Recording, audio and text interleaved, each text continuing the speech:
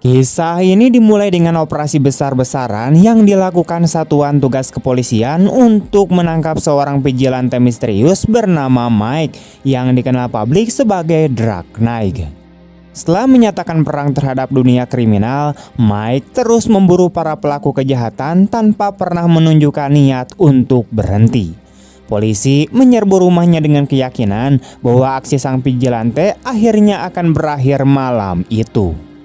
Namun ketika seluruh rumah berhasil digeledah, mereka hanya menemukan sebuah peti kayu besar yang tampak mencurigakan. Tak lama kemudian, suara Mike terdengar dari dalam peti memperingatkan seluruh petugas agar segera pergi jika masih ingin selamat.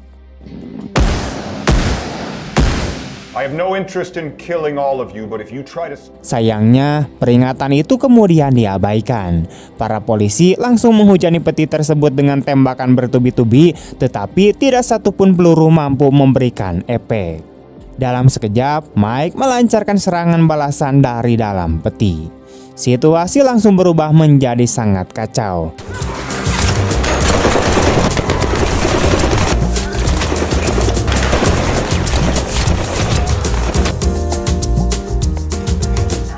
Satu persatu, anggota kepolisian berhasil dilumpuhkan hingga seluruh operasi berakhir dengan kegagalan total.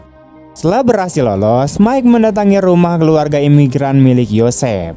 Ia menuduh putra Yosef terlibat dalam penyerangan brutal terhadap seorang wanita muda. Namun, Yosef tetap bersikeras bahwa putranya tidak bersalah karena telah dibebaskan oleh pengadilan. Ia juga mengaku telah membesarkan seluruh anaknya dengan nilai moral yang baik. Mendengar hal itu, Mike mempertanyakan mengapa Yosef memilih tinggal di negara tersebut jika benar memegang teguh nilai-nilai yang ia yakini. Saat itu, putri Yosef bernama Faiza ikut menyampaikan pendapat bahwa korban pelecehan juga memiliki sebagian kesalahan karena cara berpakaian mereka. Ucapan itu langsung memancing kemarahan Mike.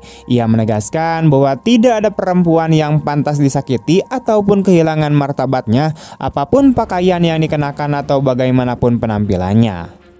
Beberapa hari sebelumnya, cerita beralih ke sebuah kota di Eropa. Seorang anak laki-laki sedang berbelanja bersama ibunya. Saat mereka keluar dari sebuah toko, seorang penjahat tiba-tiba muncul dan membunuh sang ibu secara acak di depan mata anaknya sebelum melarikan diri.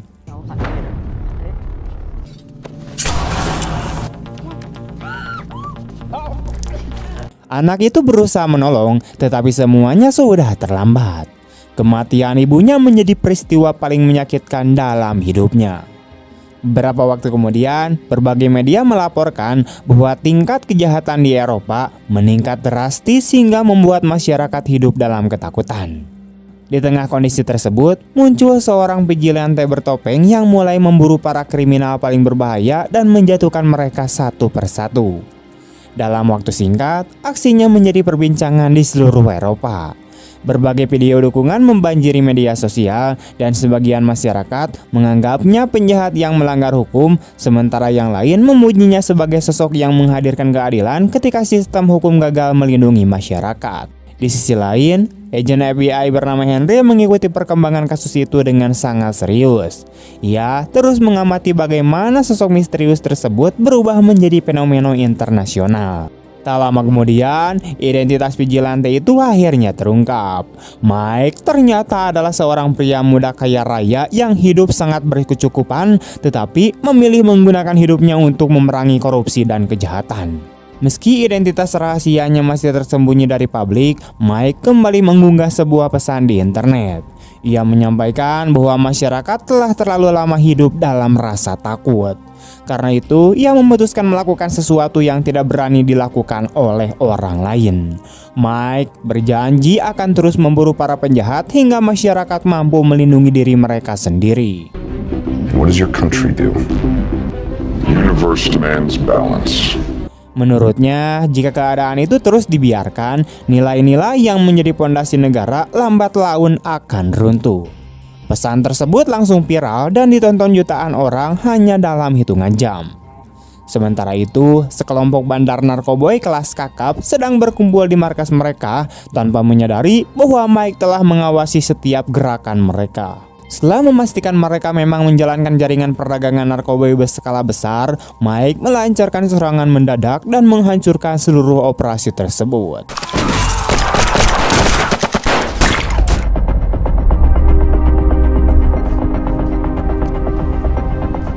Aksi itu kembali menjadi berita utama di berbagai negara. Namun, Henry tetap menolak menganggap Mike sebagai pahlawan. Baginya, keadilan hanya boleh ditegakkan melalui jalur hukum, sehingga menangkap Mike menjadi prioritas utamanya. Pada kesempatan lain, Mike menaiki sebuah bus umum dan melihat 3 remaja yang menolak membayar ongkos sambil bersikap kasar kepada sang sopir. Mike diam-diam membayar ongkos mereka, lalu memperingatkan bahwa mereka sedang memanfaatkan hasil kerja keras orang lain. Ia memberi mereka kesempatan terakhir untuk berubah sebelum membiarkan mereka pergi. Gentlemen, I will not continue driving the bus without everyone having tickets on it. everyone on this bus has somewhere they have to be, and for some of us it's urgent, so please resolve your issues and go drive the bus. Keep the change. Thank you very much. Pay attention, let me explain this to you. You're gonna look back at this moment. If you get onto a bus and you don't pay your ticket, don't pay. Eventually the cost of everything will go up. But think about it. Realize that it is the luckiest you have ever been. Believe me. Namun, ketiga remaja itu hanya menertawakannya tanpa menyadari bahwa keputusan tersebut akan membawa konsekuensi besar dalam hidup mereka. Beberapa hari kemudian, Mike mengunjungi Elsa yang sedang dirawat di rumah sakit setelah menjadi korban penyerangan brutal oleh sekelompok pria muda. Ia meminta maaf atas musibah yang menimpanya dan menanyakan hukuman yang diinginkan Elsa bagi para pelaku. Dengan penuh kesedihan, Elsa berharap mereka menghabiskan sisa hidup di penjara. Mike kemudian menjelaskan bahwa kemungkinan besar harapan itu tidak akan pernah terwujud. Menurutnya, jika kasus itu berlanjut ke pengadilan, Elsa justru akan dipaksa mengulang kembali pengalaman traumatisnya berkali-kali di hadapan hakim dan pengacara. Ia juga mengingatkan bahwa para pengacara pembela akan berusaha meragukan kesaksiannya demi meringankan hukuman para terdakwa. Setelah itu, Mike menanyakan apakah proses seperti itulah yang benar-benar dianggap sebagai keadilan. Elsa hanya menggeleng pelan. Mike kemudian menanyakan apakah ia menginginkan keadilan yang benar-benar membuat para pelaku membayar perbuatan mereka. Kali ini, Elsa mengangguk sambil menangis. Do you want justice? Mike menggenggam tangannya untuk menenangkan, lalu meninggalkan rumah sakit karena telah mengambil keputusan mengenai langkah berikutnya. Sementara itu, dukungan masyarakat terhadap Mike terus meningkat dan namanya semakin populer di internet. Beberapa waktu kemudian, ia memeriksa salah satu apartemen miliknya dan mendapati para penyewa telah merusak hampir seluruh bagian bangunan. Mike mendokumentasikan seluruh kerusakan itu sebelum pergi.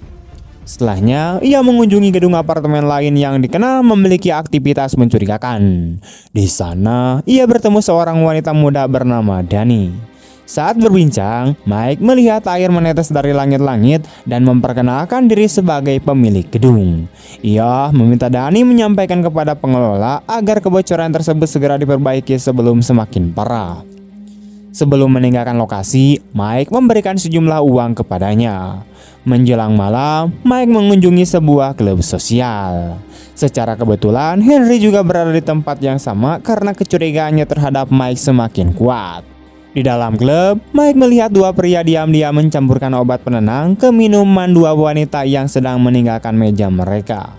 Tanpa menarik perhatian, Mike mengalihkan kedua pria itu sejenak, lalu menukar posisi gelas sehingga minuman yang telah dicampur obat justru kembali ke hadapan pemiliknya.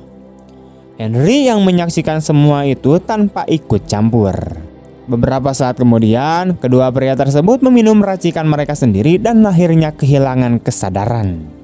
Mike lalu menjelaskan kepada kedua wanita itu bahwa mereka baru saja menjadi target pembiusan, tetapi rencana tersebut berhasil ia balikan kepada para pelakunya.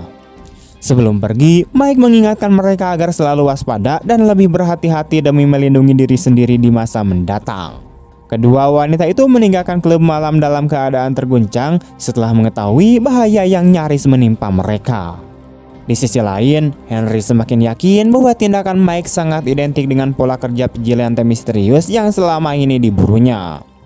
Merasa telah menemukan petunjuk penting, ia diam-diam mengambil gelas bekas minum Mike untuk dianalisis DNA-nya. 2 hari kemudian, hasilnya memastikan bahwa Mike memang Drake Knight yang selama ini menjadi target penyelidikannya. Tanpa membuang waktu, Henry memimpin tim taktis dalam jumlah besar untuk menggerebek rumah mewah Mike. Pasukan khusus menyisir setiap ruangan dengan hati-hati hingga akhirnya menemukan sebuah kotak baja raksasa yang diperkuat lapisan pelindung dengan Mike berada di dalamnya. Granat asap segera dilemparkan sebagai persiapan penangkapan tanpa seorang pun menyadari bahwa pertempuran sesungguhnya baru akan dimulai. Sesaat kemudian, seluruh petugas mengepung kotak baja itu dan memerintahkan Mike untuk menyerahkan diri. Dengan tenang, Mike menegaskan bahwa mereka hanya menjalankan tugas masing-masing. Namun jika mereka tetap menghalangi jalannya, ia tidak akan ragu menyingkirkan siapapun yang mencoba menghentikannya. Peringatan itu kemudian diabaikan, di mana polisi langsung menghujani kotak baja dengan tembakan bertubi-tubi, tetapi tak satu pun peluru mampu menembus lapisan baja tersebut. Seketika, Mike membalas melalui lubang-lubang tembak kecil yang tersembunyi di sisi kotak. Dalam hitungan detik, situasi berubah kacau. Satu demi satu, petugas berhasil dilumpuhkan, sementara siapapun yang mencoba mendekat langsung dinetralisir.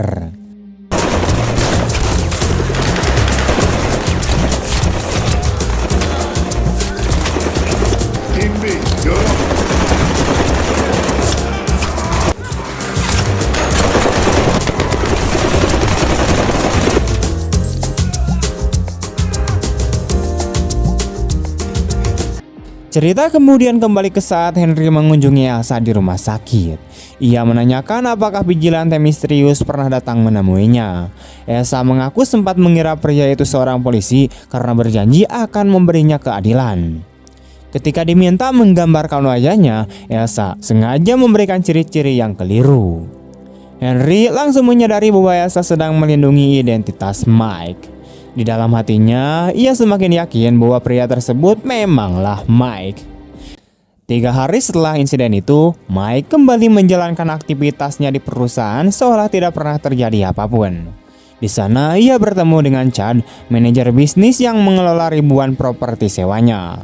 Mike menanyakan perkembangan para penyewa yang menunggak hampir 11 bulan.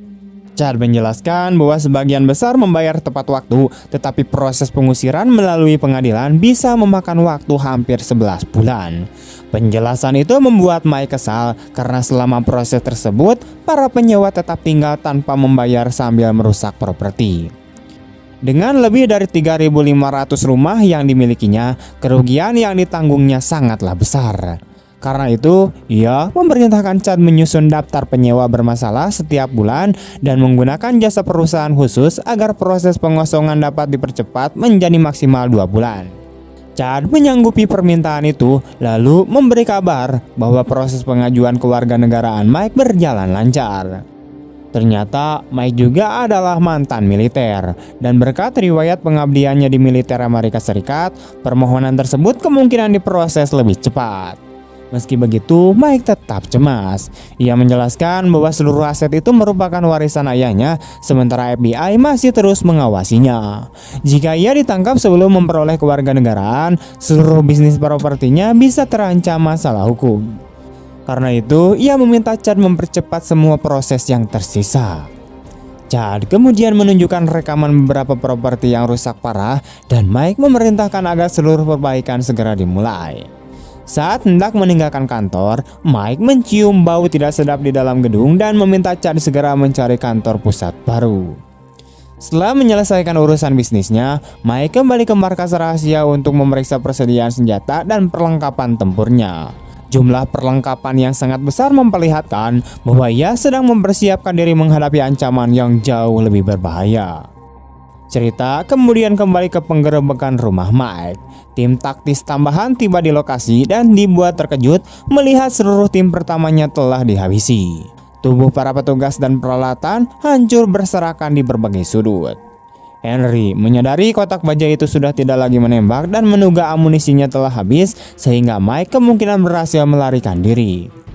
Setelah kotak berhasil dibuka, mereka menemukan sebuah lorong rahasia di dalamnya. Namun baru beberapa langkah memasuki terowongan, ledakan dahsyat mengguncang lokasi. Puluhan petugas terpental dan banyak yang mengalami luka serius. Henry nyaris saja tewas dan menderita luka bakar parah di hampir separuh tubuhnya. Kembali ke masa sekarang, Mike mendatangi rumah Elsa dan bertemu ayah serta saudara perempuannya. Ayah Elsa sempat mengira ia seorang wartawan, tetapi Mike menjelaskan bahwa dirinya bukan jurnalis. Ia kemudian menanyakan apakah mereka puas dengan putusan pengadilan. Saudara Elsa menjawab dengan sedih bahwa keluarga mereka sama sekali tidak memperoleh keadilan. Mendengar jawaban itu, Mike langsung pergi tanpa berkata apa-apa lagi. Di kesempatan lain, 3 remaja yang pernah diperingatkan Mike terlihat merundung seorang anak laki-laki di taman sambil memeras barang-barangnya. Tanpa mereka sadari, Mike muncul dari belakang dan langsung melumpuhkan ketiganya menggunakan pistol kejut listrik.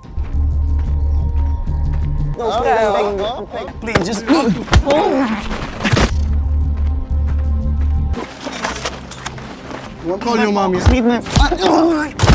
Really call your mommy, huh? That's all. Going back. Setelah menyelamatkan anak itu dan memintanya pergi, Mike mengingatkan bahwa mereka sebelumnya sudah diberi kesempatan. Hari itu adalah keberuntungan terakhir mereka, tetapi kini keberuntungan tersebut telah habis. Mike kemudian memberikan hukuman yang begitu keras sehingga ketiganya tidak sanggup berdiri lagi sebelum meninggalkan mereka tergeletak kesakitan. Pada saat yang sama, Hakim Donald sedang dalam perjalanan pulang ketika Mike yang menyamar sebagai polisi kemudian menghentikannya. Tanpa memberi kesempatan bereaksi, Mike menyuntikkan zat yang membuat seluruh tubuh sang hakim lumpuh meski kesadarannya tetap utuh. Setelah memindahkannya ke dalam kendaraan, Mike menjelaskan bahwa sang hakim masih bisa mendengar setiap perkataannya. Dengan penuh kemarahan, ia menuduh Donald telah menggunakan hukum sehingga para penjahat berhasil lolos dari hukuman yang pantas. Ia mengingatkan kembali kasus seorang wanita muda yang hidupnya hancur akibat penyerangan brutal, sementara putusan ringan justru mengkhianati korban dan keluarganya. Mike menegaskan bahwa kini sang hakim akan merasakan penderitaan yang sama. Ia lalu memutar rekaman lama ketika Donald membela pemberian kesempatan kedua kepada para pelaku kejahatan, kemudian mengecam pertanyaan tersebut karena menganggap keadilan tidak pernah benar-benar ditegakkan. Setelah itu, Mike menjalankan rencananya dengan sangat rapi hingga kematian sang hakim terlihat sepenuhnya alami tanpa meninggalkan jejak kejahatan. Beberapa waktu kemudian, Mike kembali mendatangi rumah Yosef. Kali ini Yosef kembali mengira tamunya seorang wartawan. Namun Mike langsung memaksa masuk, mengumpulkan seluruh anggota keluarga dalam satu ruangan dan menggagalkan upaya Azhar melarikan diri. Yosef kembali membela putranya dengan alasan pengadilan telah menyatakan Azhar tidak bersalah. Mike menolak alasan tersebut dan menegaskan bahwa penderitaan korban tidak akan pernah bisa dibenarkan maupun dilupakan. Ia kemudian menyinggung unggahan Faiza di media sosial yang justru menyalahkan korban. Faiza beralasan bahwa itu hanya pendapat pribadinya. Mike lalu mempertanyakan kepada Yosef apakah memang seperti itulah nilai yang diajarkan kepada anak-anaknya. Meski Yosef tetap bertahan pada keyakinannya, Mike menegaskan bahwa tidak ada ideologi apapun yang bisa membenarkan menyakiti orang yang tidak bersalah atau meremehkan penderitaan mereka. Setelah itu, Mike memaksa Azhar menghubungi seluruh teman yang ikut terlibat dalam penyerangan terhadap Elsa. Awalnya Azhar menolak, tetapi akhirnya menyerah. Satu persatu teman-temannya datang tanpa menyadari bahwa mereka sedang berjalan menuju jebakan Mike, yang kini mulai menghukum setiap orang yang terlibat dalam kejahatan tersebut. Hello. Come on. Go. Okay.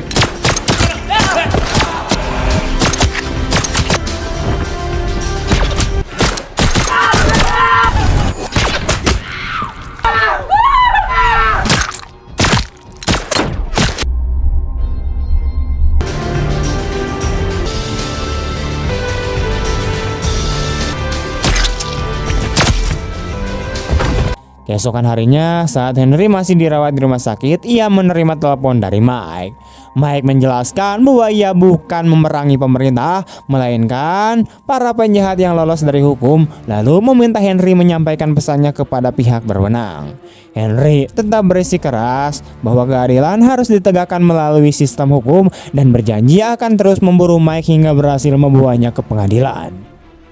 Sementara itu, Mike juga tidak bergeming dan menegaskan bahwa ia hanya berusaha melindungi orang-orang yang tidak bersalah dengan caranya sendiri.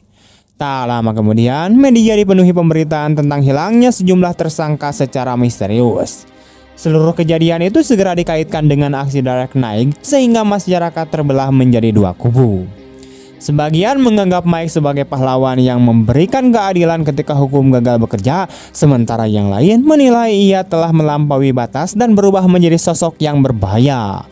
Menjelang akhir cerita, Mike menyampaikan pesan terakhir kepada publik, di mana ia kembali menegaskan bahwa musuhnya bukan pemerintah, melainkan para pelaku kejahatan yang menjadikan orang-orang tak berdosa sebagai korban.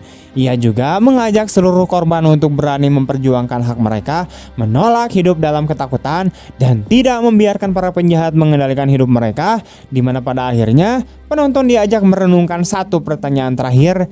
Jika berada di posisi Mike, apakah ia layak disebut sebagai pahlawan karena menghukum para penjahat yang lolos dari hukum, atau justru telah melampaui batas dan seharusnya menyerahkan semuanya ke pengadilan? Tulis pendapat kalian di kolom komentar. Sekian dulu video ini pun tamat. Pesan yang kita bisa ambil dari film ini adalah bahwa kejahatan tidak boleh dinormalisasi dan penderitaan korban tidak boleh dipandang sebelah mata. Ketika hukum gagal memberikan rasa keadilan, masyarakat memang bisa kehilangan kepercayaan. Contohnya terjadi di berbagai negara di Konoha. Namun, mengambil hukuman ke tangan sendiri juga membawa konsekuensi yang berbahaya. Karena itu, solusi terbalik adalah membangun sistem hukum yang benar-benar berpihak kepada korban, menghukum pelaku seadil-adilnya, menghukum para koruptor seberat-beratnya, dan memastikan setiap orang bertanggung jawab atas perbuatannya di dunia. Dengan begitu, keadilan tidak lahir dari rasa balas dendam, melainkan dari hukum yang benar-benar bekerja sebagaimana mestinya.